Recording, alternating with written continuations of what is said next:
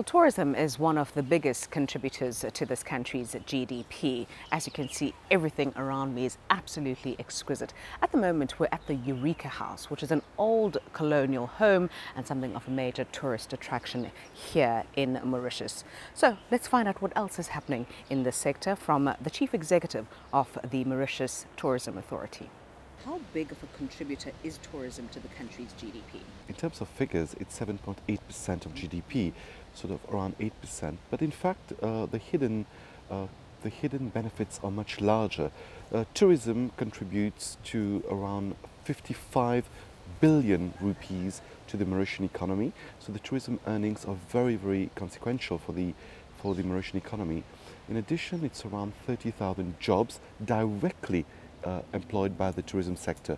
And if you add up to the indirect jobs created by the industry, it's almost 100,000 jobs. Now, for a population of 1.2 million and an active population of around 700 to 800,000 people, 100,000 jobs is quite a lot. It's extraordinary. I mean, one of the most well-known attractions are your beaches.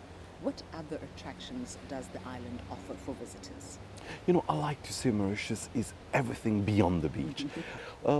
Not many people maybe know that we have free, world-class nature parks here. Beyond that, there are a number of activities that draws the FIT, the frequent traveler, whether it's hiking, whether it's quad.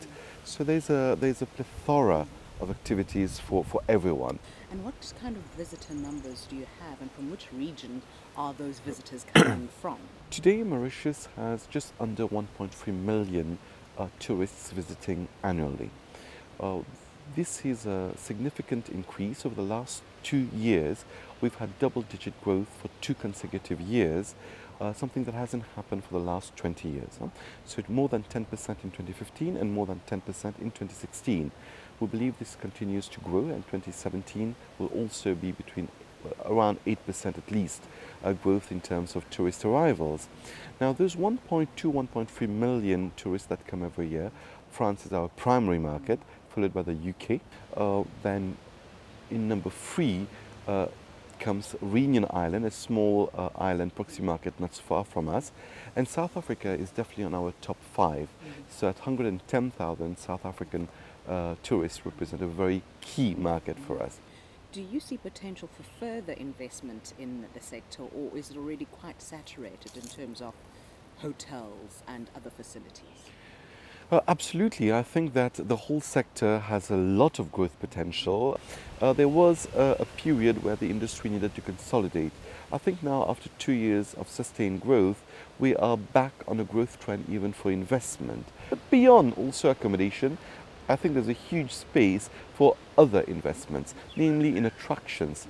There's also several sea-based activities that I can feel Mauritius is ripe for. And finally, I would like to add the possibility of investing into second homes. Mauritius already has a regulatory framework that enables foreign citizens to buy property in defined areas in Mauritius. Now, there is a synergy between the South African market and Mauritius for this second home tourism, and I think this is also an area of investment.